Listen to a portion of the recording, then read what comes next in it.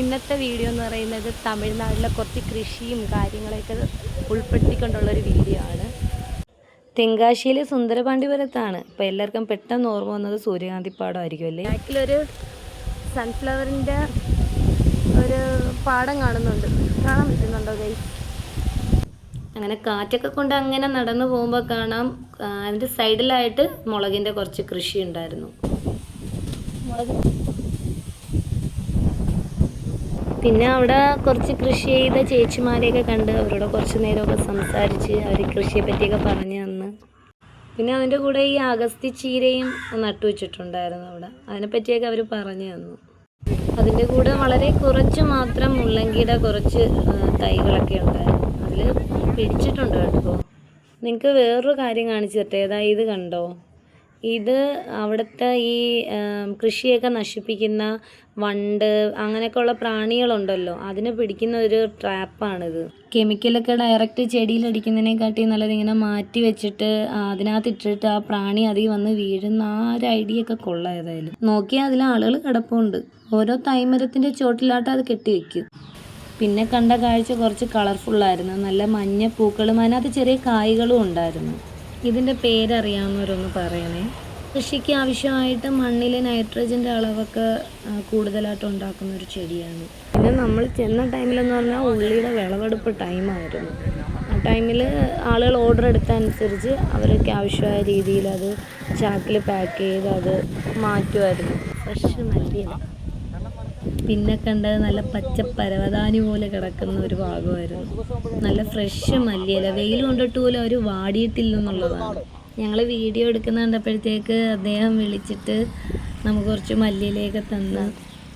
മല്ലിയില 50 ദിവസം കൊണ്ട് വിളവെടുക്കുമെന്നാണ് പറഞ്ഞു തന്നത്. ഇപ്പം ഈ നിൽക്കുന്നത് അവർ വിളവെടുക്കാനുള്ള ടൈമായി. അങ്ങനെ ഞങ്ങൾക്കും കിട്ടി കുറച്ച് ഫ്രഷ് മല്ലിയില. മല്ലിയില കണ്ടപ്പോഴത്തേക്ക് മന്തി ഉണ്ടാക്കുന്നതാണ് ഓർമ്മ വന്നത്. അവർ വാടാത്തതിൻ്റെ പിന്നിലൊരു രഹസ്യമുണ്ട് കണ്ടോ, വെള്ളം അവരിങ്ങനെ ചാല് കെട്ടി വെള്ളം ആ കൃഷിയിൽ എത്തിക്കുന്നുണ്ട്. പിന്നെ നമ്മൾ പോയ തക്കാളി തോട്ടത്തിലോട്ടാണ്. തക്കാളി കുട്ടന്മാരെ നോക്കി എന്ത് സുന്ദരന്മാരായിട്ട് നിൽക്കുന്നില്ലേ. നമ്മളെയൊക്കെ പറമ്പിൽ 1 or 2 ഒക്കെ പിടിക്കുന്ന കാണുമ്പോഴേ നമുക്ക് നല്ല സന്തോഷമാണ്. അപ്പോൾ ഈ ഇത്രയും തക്കാളി ഒറ്റ ഒരു കാഴ്ചയിൽ കാണുമ്പോൾ ഉള്ളൊരു ഫീല്, ഇത് കണ്ട ആരും തെറ്റിദ്ധരിക്കേണ്ട, മുല്ലപ്പൂവല്ല, ഇത് അമരപ്പയർ. തമിഴ്നാട്ടുകാർ അമരങ്കായ് എന്ന് പറയും.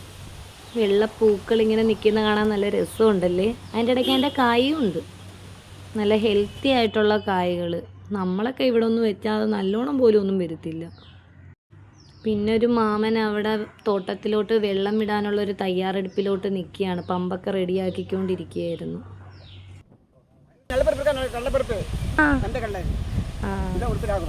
ഇതിന് എന്നാ ഇതിന്റെ വിളവെടുപ്പ്? 1 മാസം இருக்கு, 30 நாள் இருக்கு. 30 நாள் இருக்கு. இது வேர்க்கடலை, திங்கம்பரா, வெள்ளக்கடலை பருப்பு, அந்த கடலை. ഇത് പാലച്ചീര. ഇതിൻ്റെ ഇടയിൽ കുറച്ച് ചെണ്ടുമല്ലി.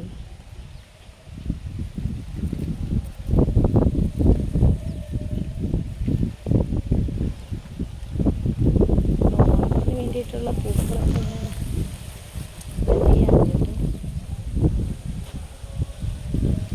പിന്നെ അതിൻ്റെ തൊട്ടടുത്തൊരു സൂര്യകാന്തിപ്പാടം ഉണ്ടായിരുന്നു, പക്ഷെ നമുക്ക് ഇറങ്ങാൻ പറ്റിയില്ല, ഭയങ്കര വെള്ളവും ചെളിയും ഒക്കെ ആയിരുന്നു.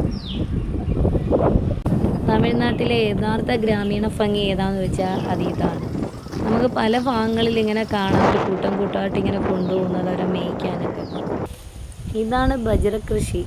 നമ്മുടെ നാട്ടിൽ ഇതത്ര കോമണൊന്നും അല്ലാത്തതുകൊണ്ട് ഇതെനിക്ക് ആദ്യം കണ്ടപ്പോൾ ഭയങ്കര കൗതുകം തോന്നി. ഈ കതിരുകളൊക്കെ ഉണങ്ങി വരുമ്പോഴാണ് അവർ വിളവെടുക്കുന്നത്. ഒരു ഹെൽത്തി കൃഷി. പിന്നെ നല്ല കായ്ച്ചെടുക്കുന്നൊരു നെല്ലിമരം കണ്ടു കേട്ടോ. അവിടെ പണി ചെയ്തുകൊണ്ടിരുന്ന ചേച്ചി പറഞ്ഞു വേണമെങ്കിൽ പിച്ചിക്കോളാനെന്ന്. അങ്ങനെ 1-2 എണ്ണമൊക്കെ അവിടെ നിന്ന് പിച്ചിയെ കഴിച്ച്, പക്ഷേ കയ്പ്പായിരുന്നു, എങ്കിലും കഴിച്ചു. ഇതെന്താണെന്ന് മനസ്സിലായോ? ചോളം എന്ന് വെക്കുമ്പോൾ നമുക്ക് പോപ്കോൺ ഉണ്ടാക്കുന്ന ചോളമായിരിക്കുമോ? വേറൊരു സൈസ് ചോളം. ഇത് റൊട്ടി, ദോശ അങ്ങനെയൊക്കെ ഉണ്ടാക്കാനൊക്കെ ഇതെടുക്കും. ഉഴുന്ന് പറക്കി ഒട്ടിച്ചു വെച്ച പോലെ ഇരിക്കുന്നല്ലേ.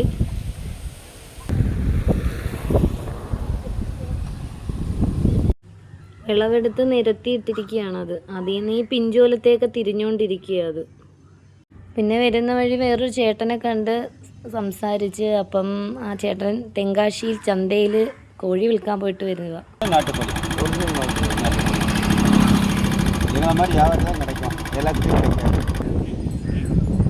അടുത്തതായി ഇത് നോക്കിയേ, സൂര്യകാന്തിക്കുള്ള വിത്ത് പാവുക. അതിൻ്റെ തിരക്കിലാണ് അവർ. ഇതാണ് ഇവിടുത്തെ കൃഷിയിടങ്ങളിലൊക്കെ വെള്ളം എത്തിക്കുന്ന സെറ്റപ്പ്. ഇതിങ്ങനെ പല ഭാഗങ്ങളിലായിട്ട് കാണും. ഇതിൽ നിന്ന് കണക്ഷൻ കൊടുത്ത് അവർ ആ പാടങ്ങളിൽ വെള്ളം എത്തിക്കും.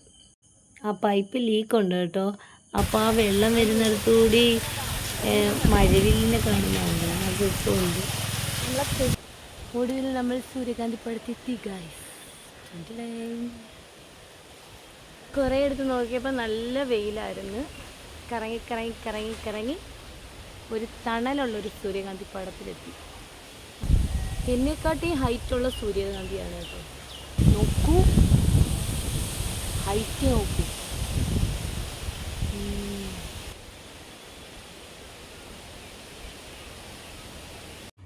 തെങ്കാശി വരെ ചെന്നിട്ട് അന്യംപാറയിൽ പോകാതെ വരുന്നത് മോശമല്ലേ. പിന്നെ അന്യംപാറയിലൊക്കെ ഒന്ന് പോയി പഴയ ഉണ്ടായിരുന്ന പടങ്ങളൊക്കെ ഒന്നും കൂടി ഇപ്പം പെയിൻ്റൊക്കെ ചെയ്ത് നല്ല അടിപൊളി കളർഫുൾ ആക്കിയിട്ടുണ്ട്. പിന്നെ താഴെ മാത്രം നിന്ന് നമ്മൾ കണ്ടിട്ട് വരരുത്, അതിൻ്റെ മുകളിലോട്ട് കയറണം. നല്ല വ്യൂ ആണ് കാണാൻ. അവിടുത്തെ ഒരു നാട്ടുകാരനെ പരിചയപ്പെട്ട് നമുക്ക് അവിടുത്തെ ആ ലൊക്കേഷനൊക്കെ പറഞ്ഞു.